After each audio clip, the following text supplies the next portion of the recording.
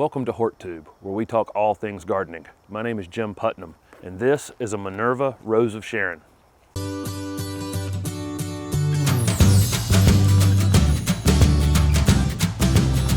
This is Minerva Rose of Sharon, a deciduous shrub in the Hibiscus family, noted for its very long summer blooming time. Like most Rose of Sharon, Minerva can reach almost 10 feet in height and probably 6 feet in width. So you need quite a bit of space for this plant. It could be kept a little smaller, but I think you'd be sacrificing blooms if you were trying to prune on it several times a season. Rose of Sharon is best in zones 5 through 9, which is a significant portion of the entire United States. That these are hardy, they lose their leaves in the winter, and that dormancy allows them to take very, very cold climates. Minerva can grow quite quickly once it's been established. I think early on you'd probably only get 3 or 4 inches of growth on the first couple seasons, and then 1 to 2 feet of growth once it's established. Like most Rose of Sharon, it's going to prefer more sun than shade. They will grow in quite a bit of shade, but they tend to be on the thinner side, stretching out for the sunlight. And also, you're going to have far less flowers. So I would give this at least a half a day of the midday sun and all the way up to full sun. These could absolutely bake and not really have a problem with it. Minerva would make an excellent border plant between you and a neighbor, even though it loses its leaves.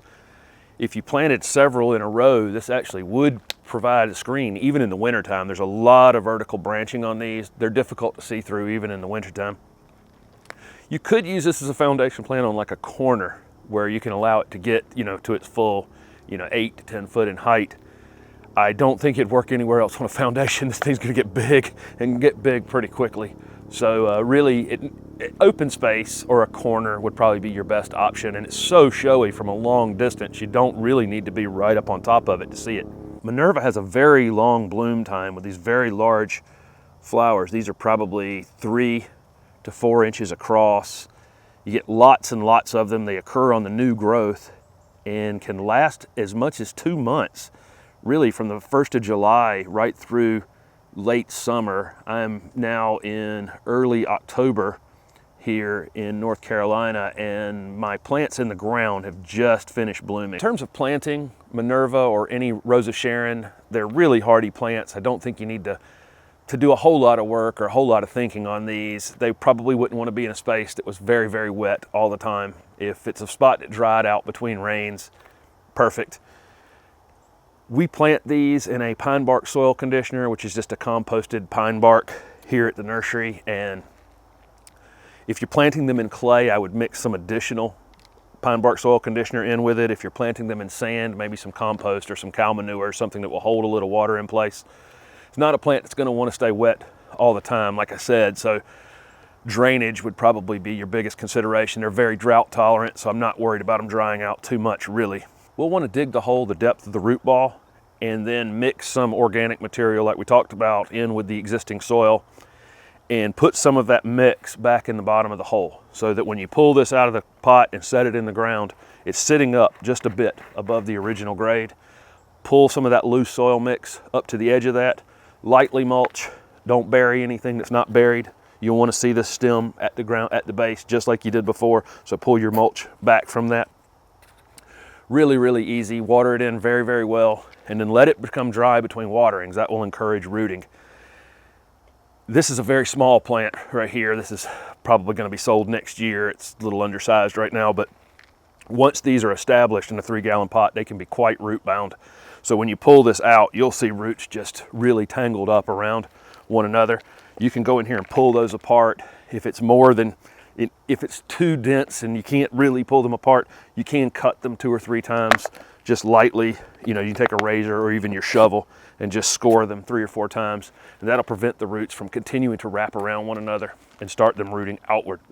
Rose of Sharon is very drought tolerant. I've never watered one once it's been in the ground for about 6 months here in North Carolina, where we don't go very long between rains. We might go 2 months occasionally, and that would be a very dry period of time for us. But if it went something like that, like 6 or 8 weeks after it was established, I would probably drag a water hose over to this. If you let it get too dry, it's going to start losing some interior leaves like this yellow one here, and it's going to slow down the flowering on it for sure. So if you want to keep it flowering during the summer and it does get very, very dry, watering it will help it continue flowering.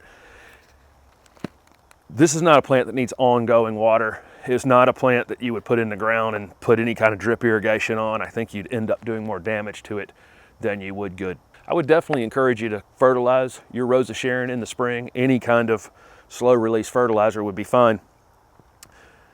These bloom on new growth. You see all the buds are right at the top of this plant. So the more new growth you have, the more flowering you're going to have throughout the summer, as long as it's also adequately moist. In terms of pruning Rose of Sharon, I would definitely give these a haircut in the late winter before they start to leaf out. Pruning these gives you additional branching. We pruned this one maybe 3 inches down right here, and I got 2 branches in the place of that one, and each of those 2 branches both have 2 flower buds on them. So I've doubled up the amount of flowers I was going to get on this plant by simply giving it a small cleanup haircut, basically. Okay, let's talk about insects and disease problems. These would definitely not want to sit in a wet area. You will end up with some root rot and some root-based diseases if they're in abnormally wet soil. I don't think that's going to occur in most people's yards.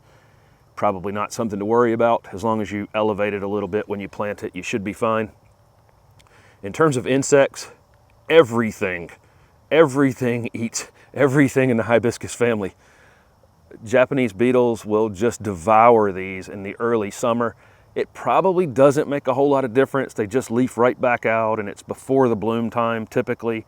So I'm just not that worried about it. You can spray for them. There are obviously chemical treatments. It's probably difficult to control Japanese beetles organically, unless you're treating them as grubs in the ground. Then there are organic treatments that could reduce the numbers of them each year. Deer like everything in the hibiscus family just as much as we do, and they will do quite a bit of damage to these. So if you have deer grazing on your property, typically if you put this out near the edge of your property, it's almost certainly going to be damaged. So what are you waiting for? Even you can grow the low maintenance, all summer flowering Minerva Rose of Sharon.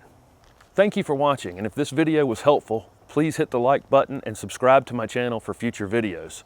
Also, comment below with any questions you might have about Rose of Sharon or any other deciduous flowering plants. Thank you.